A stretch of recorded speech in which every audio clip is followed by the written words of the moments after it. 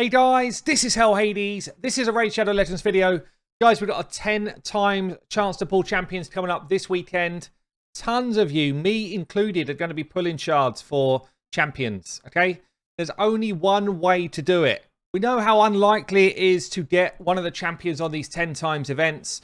So, get yourself some G Fuel, Luck Juice, Galaxy Grape, Pink Drip, or even, if you're super snazzy, Red Ooze from the Carnage video. Anyway, look, if you want G Fuel, you can use my code below. They're one of the sponsors of this channel, and you will get yourself, over this weekend, 30% off. Unbelievable! So what's going on then? Who's in the 10 times champions? It's actually a bunch of, like, nuking champions, honestly. Some really, really solid champions. I'm trying to see what the theme is here.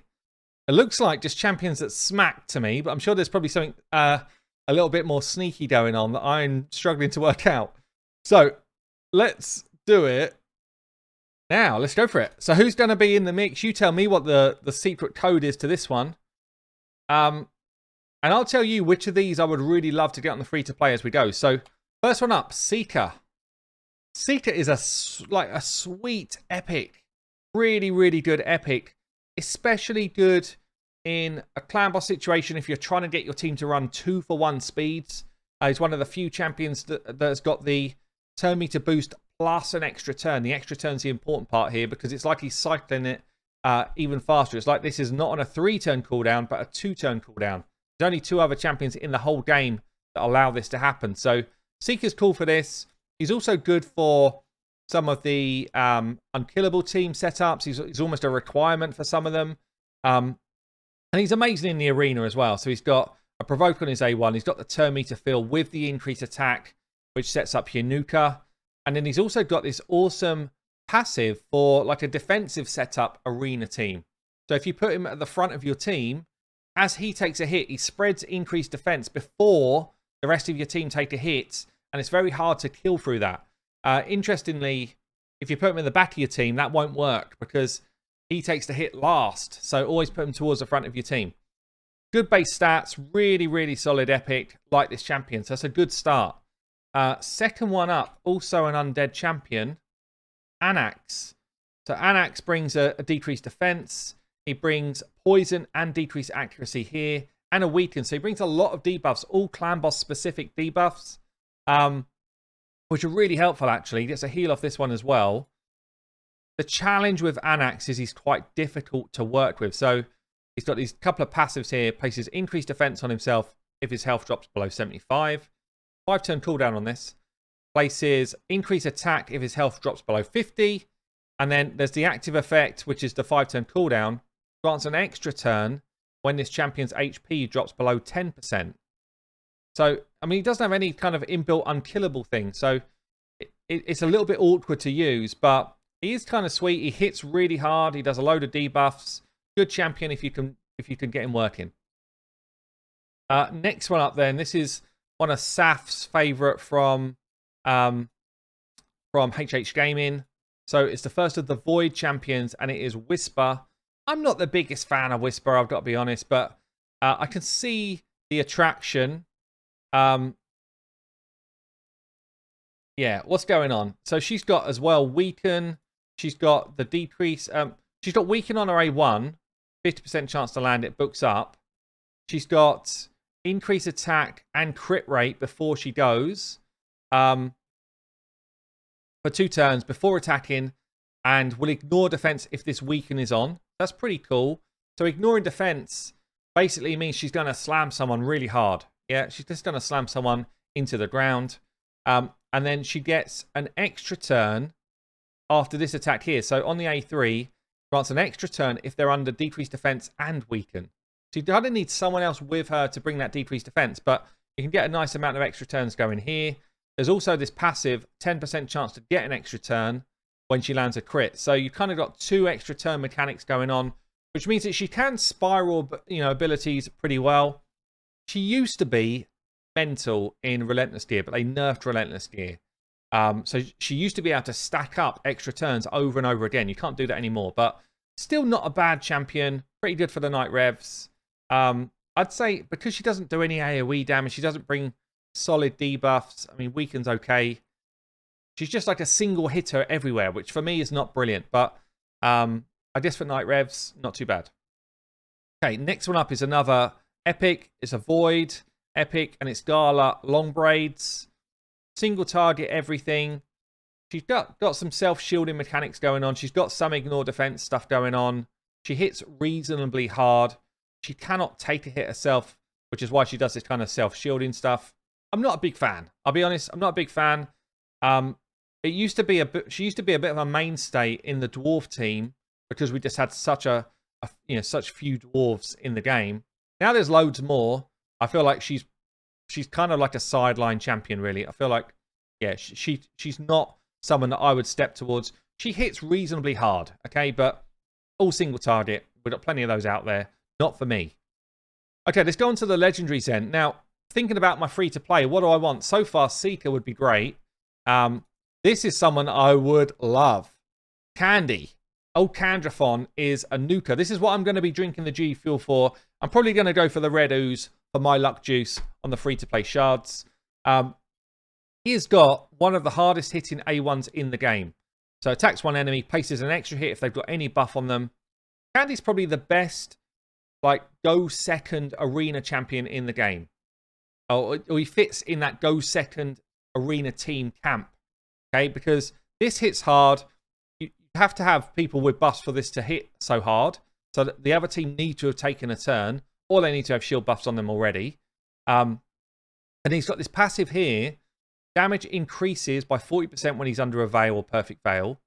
Receives 40% less damage when he's under those two as well as the damage mitigation they already do. Also boosts his turn meter by 15% when this champion receives damage under the veil and stuff. And then it's got this active effect, places the veil on him for 1 turn each time an enemy's turn meter is filled. Yeah, so, and the buff can't be removed. So pretty much any arena team you're up against is going to have a turn meter filled champion, like your Arbiters or your Apothecaries, whoever. Whenever that happens, he gets the veil, and then all of this sexy stuff starts to work. Plus, obviously, the enemy have got their buffs. Plus, we get more damage with this. Yeah, so he brings the AoE nuke. And this can take people into the ground. Yeah, this is digging the grave. On the hunt, gets a cooldown as well. I don't love this part of his kit, honestly. It's kind of like, it feels like he needs and gets an extra turn here. But this nukes hard. Often I just turn off the A3 on the hunt because he'll do it. He'll kill someone with his passive here. So he gets an extra turn if he kills someone, and then he'll do this. And you're like, hold on a minute, you just killed someone. Go and A1 the other dude into the ground. Don't just buff yourself. So it's a little bit silly on that. But overall, his kit is great. He does a lot of damage. And he's got, for a Nuka, he's got great survivability. So Candy, really fun champ. Okay, we've got someone else in the mix. Pretty decent champion here. Braukos. So Braukos, one of the Halloween champions. From previous, really cool looking champ. What we got going on? We've got a heal for some damage. This is quite a hard hit in A1. We've got a 6 hitter on the A2. It's all a bit extreme. First hit, 75% chance of placing weaken, and then you got 5 hits after that with weaken out there. Pretty nice. Heals from this as well. And then he's got an A3, places increase attack buff on all allies. A lot of people forget that this is part of his kit, to be honest. Then he attacks someone 3 times. But the AE2 and the A3 are just great for Fire Knight, but pretty much he's an arena champ. I have seen him in some funky clan boss teams as well. And he's got a chance with hits here to place True Fear as well. So, pretty solid kit. True Fear we know is very annoying. And he's got this passive, so his damage ramps up when he loses health. And also, he revives the first time he dies, and then straight away goes and whacks someone, which is quite cool. So it's almost like he's quite good as well as a go second arena champion, because someone takes him down, he jumps straight back up, he gets his 40% more damage, and then he pops someone with that 6 hitter. It's just a nice kind of retribution, 1-for-1 type of kill. So Braukos, pretty solid. Okay, next one up. Gintoro. I mean, Gintoro's a fun champion. Again, he's got a fun passive here. All turn meter fill effects increased by 50% on this champion. So he just kind of rotates through his abilities really well. He's got this crazy A3 if you can get it going on Clan Boss. So places decreased defense and weaken. Will attack 5 times instead of 1 on every 4th use of this skill. So it takes a lot of work to get through that a number of times. But when you're doing the 5 hitter, I think it's the hardest hitting ability in the game, maybe, for Clan Boss. But obviously, you only get it once every 5 uses of this time, 4 uses of this ability. Good base stats. It's just pretty damn solid, honestly. He's a solid Clan Boss champion. He's got a turn meter steal. He's got extra turn if he kills someone on the A1, so he can rotate back to his other abilities quicker. Yeah, just a generally solid champion. But again, all single target hits, which lets him down for content outside of Clan Boss for me. Good for boss encounters, I guess, and good for... He can get some wave damage going on with this A1. Does hit hard. So Gintoro's in the mix. And then the last one. This is why the 10 times has been taking so long to come out today. Because they were like, who should we throw in for the last champion to make sure people pull shards over this summon rush? And damn, we've got ourselves a Nuka. We got ourselves an Ethos. Up there as top 3 champion for damage, nukage, and sexy legs. This dude has got it all going on. Really, really fun champ. One of the few attack-based champions that can go and just blow up Nightmare campaign on his own, right through to farming stage 12-6. So really cool for that. He's got hard-hitting A1 with decreased max HP. Good for Scarab Boss. Chance of an extra turn off this as well, which is not great for Scarab Boss unless you're running Blood Shield accessories, because he can run through his own shield really quickly when you don't want him to. AoE nuke here, triple hitter.